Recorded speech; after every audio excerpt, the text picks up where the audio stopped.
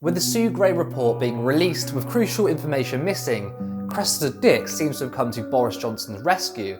And while radical centrists such as James O'Brien seem to think that it's Johnson who has brought corruption into the Met Police, all the facts point to the Met and the police as a whole being corrupt since their inception.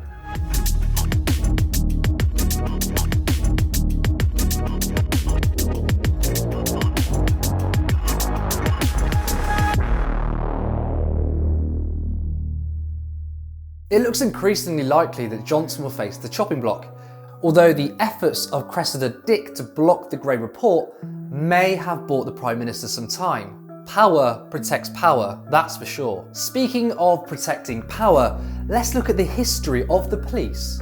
1829 is considered the birth of modern policing in England, with the Met being the first fully professional police organisation. Robert Peel was known as the father of policing, bringing the Met to fruition when he was Home Secretary. It's also where the name Bobbies came from, after the man himself. Robert Peel got the idea of the police from his previous role as Chief Secretary in Ireland.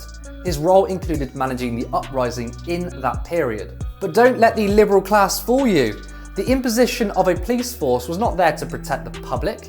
It was in fact to control growing peasant uprisings against the landlords.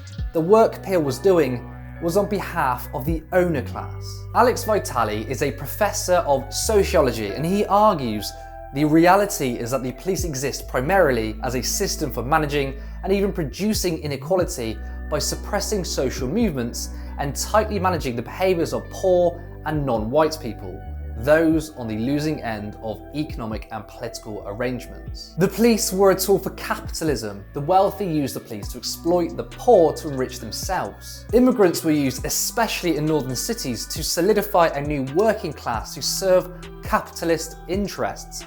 The rich used immigrants for their labour, while simultaneously using the police to instill order on the workers. The side of power in which the police lie has continued to this day.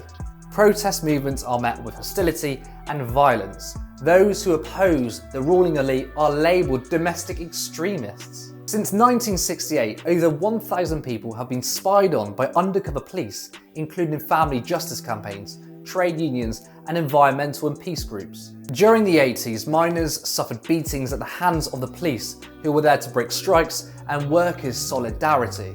In 2021, the police battered Kill-the-Bill protesters in Bristol. They are all victims of a political war. There is a reason why the police are so racist, sexist, and classist. It's not the breakdown of an institution which a few bad apples managed to slip through. Need we be reminded of Mohammed Hassan, who died just a day after being detained by the South Wales police? Witnesses say that he was severely beaten. According to inquests, there have been 1,803 deaths in police custody or following contact with the police in England and Wales since 1990.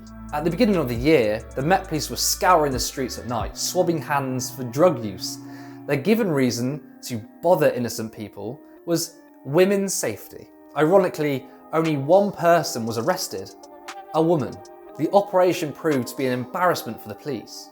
The police as an institution absolutely do not have women's safety at the heart of their practices. Koshka Duff was a victim of a disgusting strip search by the police in 2013. The strip search, or rather sexual assault, saw the police tying her hands together, pinning her down, cutting her clothes off with scissors, and bashing her head against a concrete floor, all while making jokes. It took the police nearly 10 years to apologise, which is in no way sufficient for the assault they perpetrated against her. The institution itself is rotten to the core, but the way the police behave isn't out of kilter with the way it was set up. Women, minorities, and the poor are always right at the bottom. Messages between officers at the Charing Cross station have revealed jokes about rape, domestic violence, and killing black children. The liberal class wants us to think that our systems are as fine as they are. If only we all just voted Lib Dem and Remain,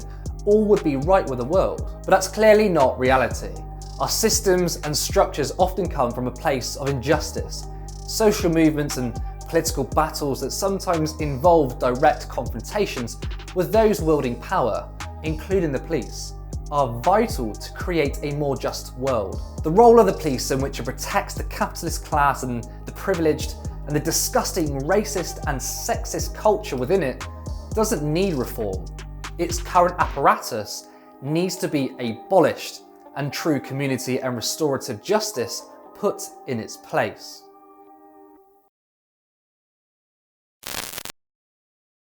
We need to combat the lies of the establishment media if we are to transform our lives and our world.